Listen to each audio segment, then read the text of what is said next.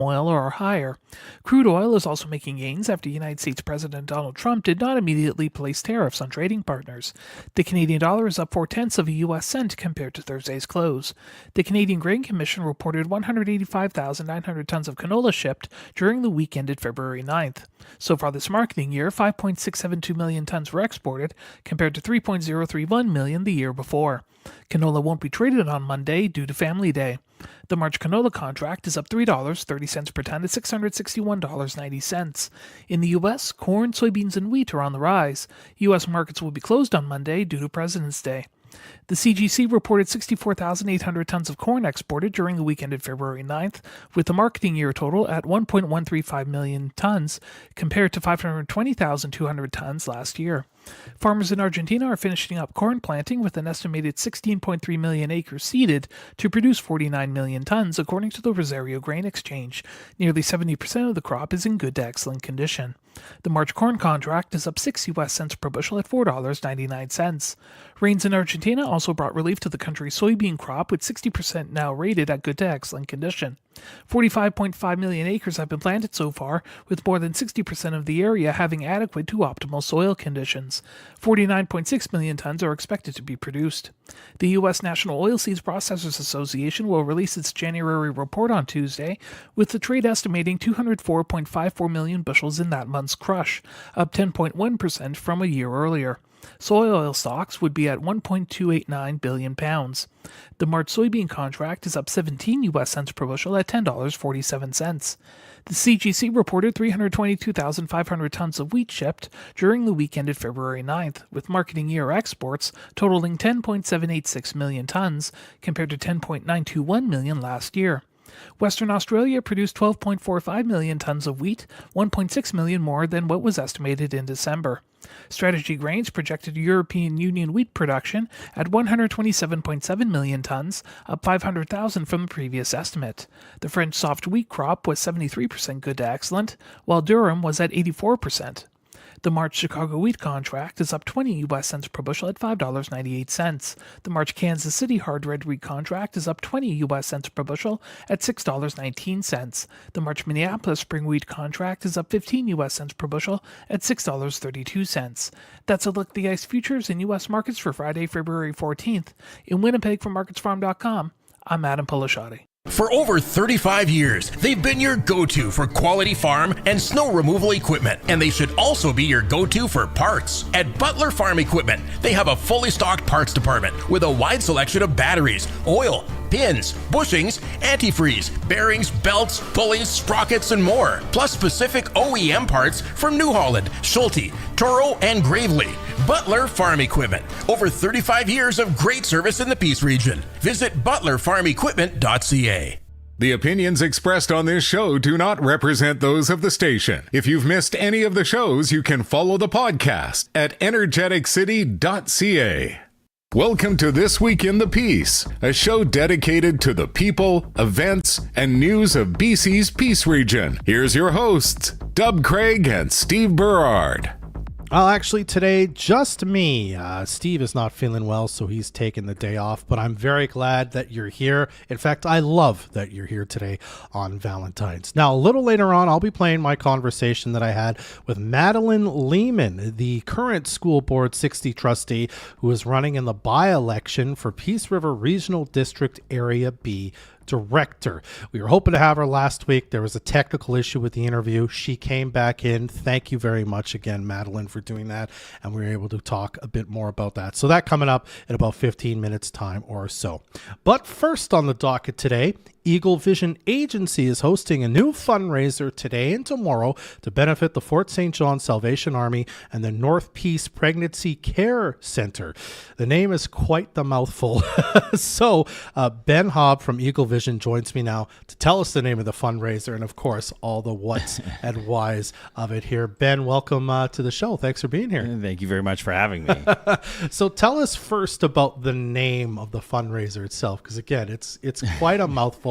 And the shortened version of the name itself is what really drew me to Yeah, for sure. So yeah, it is Fill the Firetruck to Fire the Flamethrowers to fundraise this February. Or for short, FTFtFtFtFtF. How long did it take you to come up with that name? It's more or less off the cuff during Yeah. one of our Monday morning meetings. We talked about doing a fundraiser in February, specifically because we're involved with a lot of fundraisers around Fort St. John and around the Peace region. Yeah. A lot. Our screen is out there, the fire truck's out there, and we donate a lot of our time for the screen for local fundraisers.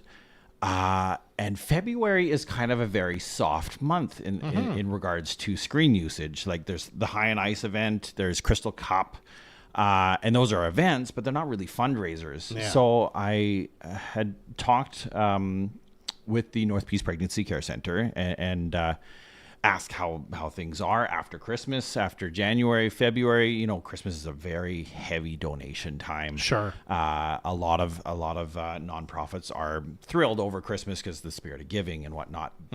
But in the heat of winter, especially in around February, everyone kind of goes through a little tight period. Big companies, they have their budgets renew in typically January, February. And so we thought we love our community. I was born and raised here. I plan on dying a very old age here. So I'm not going anywhere. Yeah. And I figured we needed to start something ourselves because we're always support. We're never the lead on a fundraiser of any type. So this is our first time attempting it for the Fort St. John Fill the Firetruck event. And we've been graciously given all the fuel we need from the Fort St. John Co-op. They've been a great supporter of our to community. run the flamethrowers. Yeah, to run I the suppose. flamethrowers and for the generator as well. Yeah. So the diesel and the kerosene that we need for the flamethrowers. And then Peace Country Rentals as well has donated the generator for us so we can stay relatively warm. Sure. It's minus a million out there. So, and that was like literally a 30-second phone call and they're like, yes, we're in. And so there's tons of community support. And so this was just a way, I think, that our company, we've been blessed by this community and it's time for us to give a little bit back too. So that's where the whole concept came from. That's where the name came from. It was just spitballing on a Monday morning meeting and Fill the Firetruck to Fire the Flamethrowers was born. Yeah, because that's sort of the kind of key hook to this is every time a donation is made, you're gonna shoot off the flamethrowers. 100%. Which is awesome no matter what age you are. Like you think of kids going, yeah, but like inside I'm also like, I mean, I've seen the flamethrowers in action, and it's awesome. Yes, exactly. So what kid doesn't want to press the actual button that's going to fire? Oh, do they get off? to press? They get to press the buttons. Yeah. So you get to go down there, press the big red button. Yeah. And fire it off. We'll fire it off a bunch of times. Is that just for kids that get to press the button? 100% not. I'm asking for a friend, Ben. I'll be honest with you. No, in fact, I expect you down there to fire it off a few times. Tell me a bit about, you kind of already have talked a bit about this, but the nonprofits that you specifically kind of selected. I know, and you're involved in these too, right? There's all these big fundraisers at Christmas time. You especially think of the Salvation Army, their kettle campaign, and their hampers that kind of usually get them kind of through the kind of lean part of January, February, right? But as you already mentioned, I mean, there seems to be a lot more people in need. We certainly were talking about that a lot. What is it what kind of donations are you looking for specifically? Because you could have just said drop off cash, but that's not what this is about. This is things specifically if you can, right? Yeah, for sure. So the food bank definitely for the Salvation Army. So any non-perishables, anything that can sit on a shelf. Fruits and vegetables, they like to distribute those out right away, especially with things happening at Site C was a huge donator to the food bank here in Fort St. John, and things at the camp are starting to slowly wind down. Yeah. So the influx of less food and things like that. And we, over the past few years, we've been involved a lot with the Salvation Army, and you always see the need, right?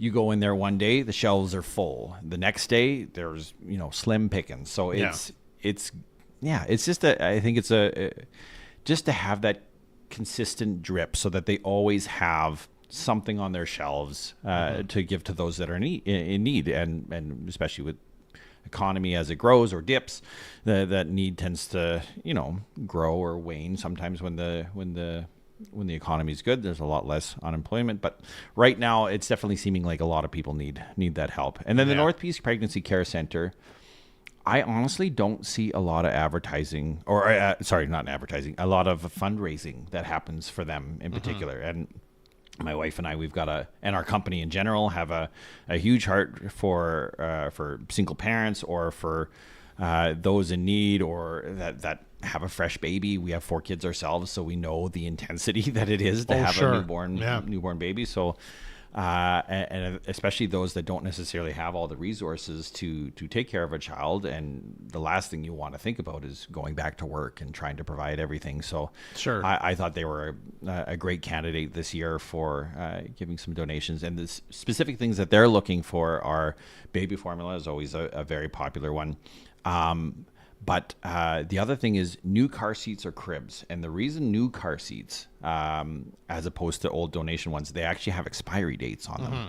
So a lot of the old donations, they're maybe good for 6 more months or for a year, and then they have to be thrown out legally. And so a new car seat will give, a young parent the same car seat that they can use for the, Well, basically the until their time. child ages out of it, 100%, right? Yeah, exactly. absolutely. So that's a huge blessing for a young family, or a young mother that's just starting out and can't afford.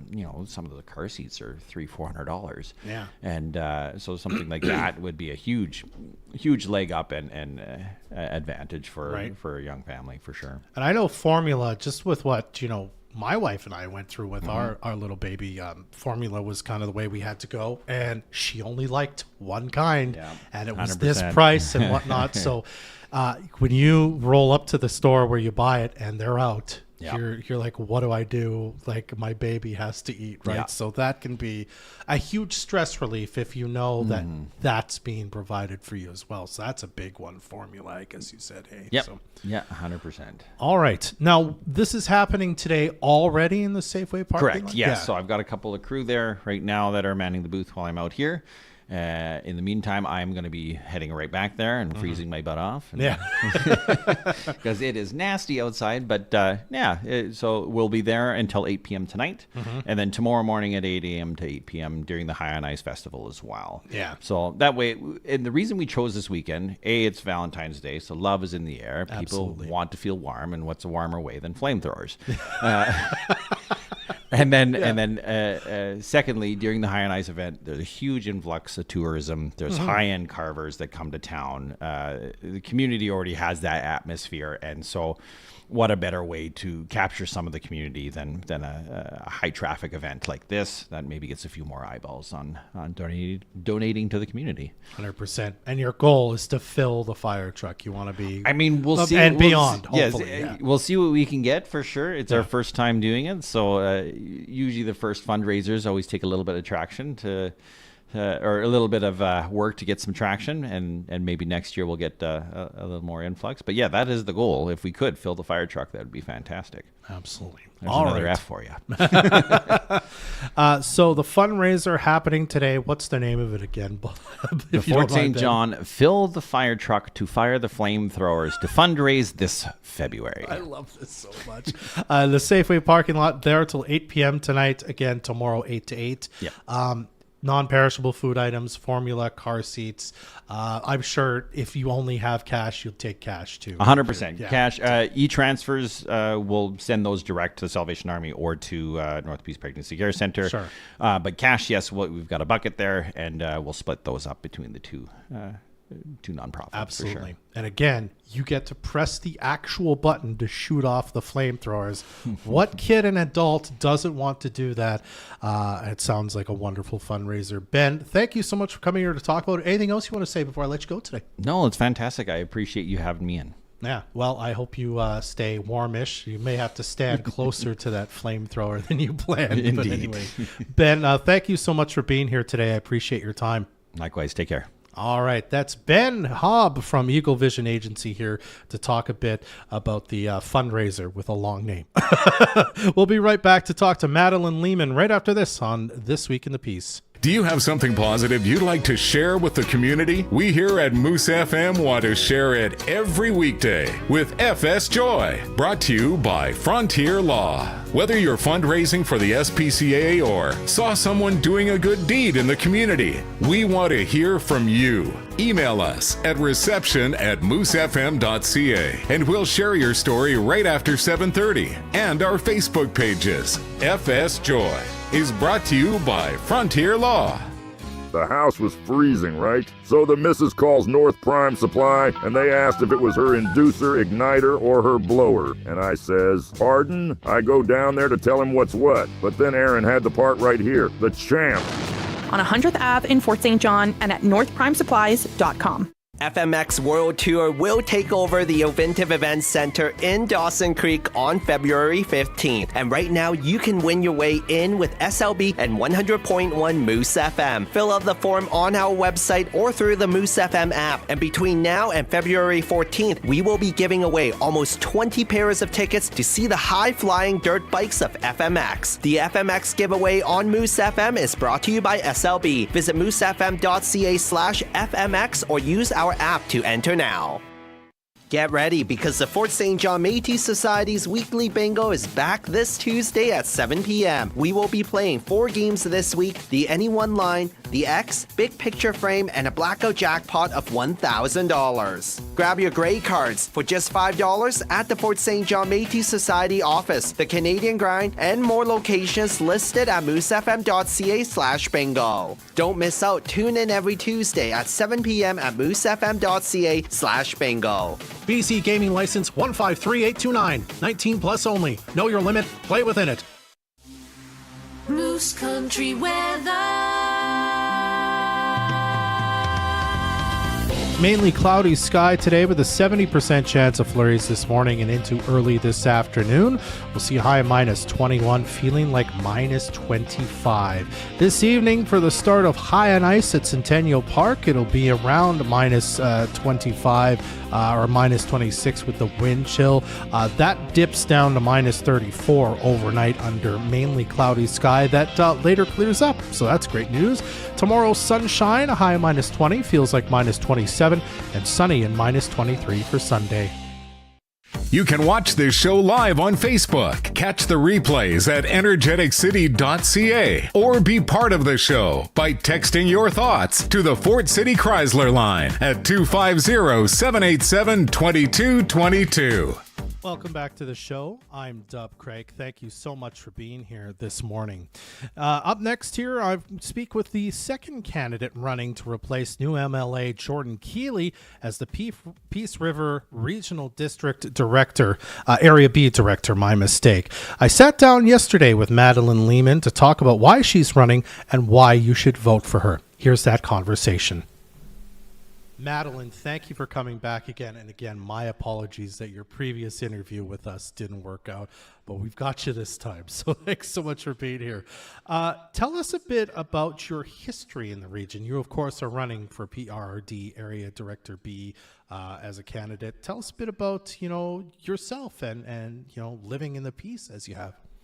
So I first came to the Peace as a 17-year-old international student. I did 1 year at the North Peace High School and then went back to Switzerland to finish school, but I also had met in that year my future husband. I see. So I did come back, got married, had raised our family. We have 4 girls. Mm-hmm. We had a dairy in Cecil Lake. In fact, we were actually the last dairy farm in the North Peace country for 8 years before we sold the dairy and just moved into the grain only part of agriculture, and as well as beef. We just always said it was a very small beef herd. I've been involved on a lot of different local volunteer boards, as well as since 2018, I've been on the school board as a trustee for Area 1, which is Clearview all the way out to the Alberta border. And we're going to talk about that again in just a minute. But I mean, given your experience with the school board and being on volunteer boards and being here so long, what made you decide that now's the time with this by-election in Area B? Now's the time to put my hat put my name in the hat and become the next Area B director? What inspired you to do that? Why is this important to you? It's actually not a new thought. I had in the past thought about it, but the time was never right. And I feel now the time is such that I can commit the energy, the time, the involvement that it takes to do that. Living in a rural area, I see how important it is that our voices are heard. So often decisions are made that may fit the one part of the population, but does not fit us. I just feel we need to have a strong voice when it comes to regional issues. I see. Now, you also wanted to clear the air a bit about your role on the School District 60 board. My understanding is if you win this role, you still intend to serve on the School District board, which you're allowed to do. Talk a bit about that for a second. Yes, there's no way that I would want to trigger a by-election because I'm aware of the cost, the involvement of all that.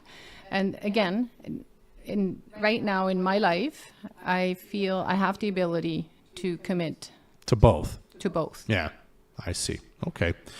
Well, you've talked a bit about your background kind of in dairy farming, grain farming, volunteer boards and whatnot. Why do you think you'd make a really good Area B director as a member of the PRRD board? Why should people vote for you? Because I think I have a good finger on the pulse. Through agriculture, through the volunteering, I come in contact with a lot of people.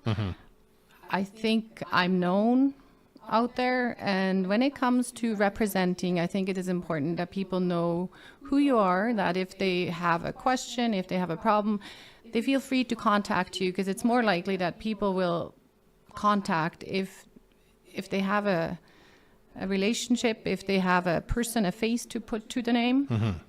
So I think that relationship-wise, I think I would make a good director for connections. Is there an issue or some issues that kind of really inspire you? It's like, I'd like to work on this and I'd like to see big movement on this, or is it kind of everything that you're really interested in?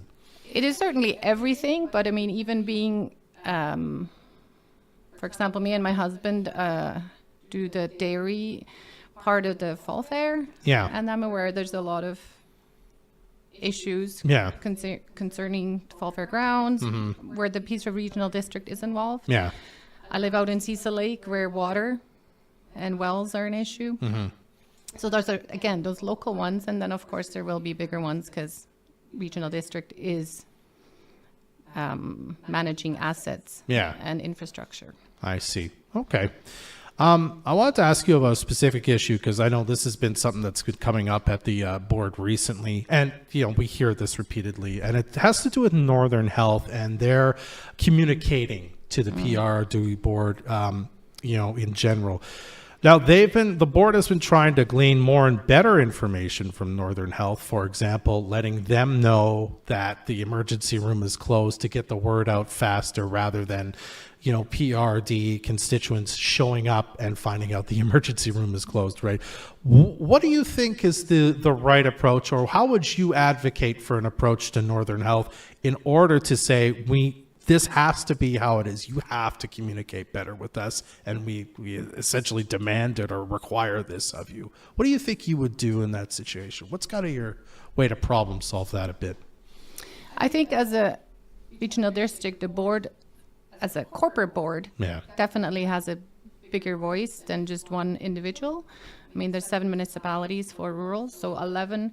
If as a corporate board we can really appeal and advocate that is necessary. And I am not sure, sometimes they have informal, or not informal, but meetings where they invite public or other governing bodies. Definitely push to have a seat at one of those tables. I see. Okay. Well, final question for you then, Madeleine. Just in general, you want to speak to the voter now, the person listening to this. What do you have to say to them, before they go cast their vote in the advance polls or on election day on the 22nd? I think two things, actually. I feel it's a non-partisan position. I am not running under a party. I want to be the voice representing rural and So it is not attached to a party. And secondly, go vote. Use that opportunity. You have the right to vote. Use it. I mean, regardless of who you vote for, go out there. Let's have a big number of voters show up. All right, Madeleine. Well, thank you so much for making time with us again today. I really appreciate it. Yes, you're welcome. Thank you. All right, that was my conversation with Madeleine Lehmann, who is running to replace Jordan Keeley in Area B of the PRRD as the director. Now, the first advance voting day has already passed, but there will be another one on February 19th. You'll be able to vote at the Pomeroy Sports Center from 8 a.m. to 8 p.m. that day. General voting day is February 22nd. Again, you can vote at the Pomeroy from 8 a.m. to 8 p.m. That's Pomeroy Sports Center. And you can also vote from 10 a.m. to 6 p.m. at the following locations: the Presbyteau Elementary School, the Buick Creek Community Hall, the Cecil Lake Hall, the Montney Community Hall, the 101 Elementary School, and the Clearview Arena. Big thanks again for Madeleine for being here, and thanks again to Ben Haab for joining us today on This Week in the Piece, and thank you for tuning in. You can listen to the show again by checking out the podcast over at Energeticcity.ca/podcast. We'll have this episode, future and past episodes there as well. You can also check out our other locally produced podcasts before the piece there also. I'm Dub Craig. Be well. Join us again next Friday morning at 10 for another edition of This Week in the Piece, your weekly talk show dedicated to the people, events, and news of BC's Peace Region. Or you can listen to this podcast again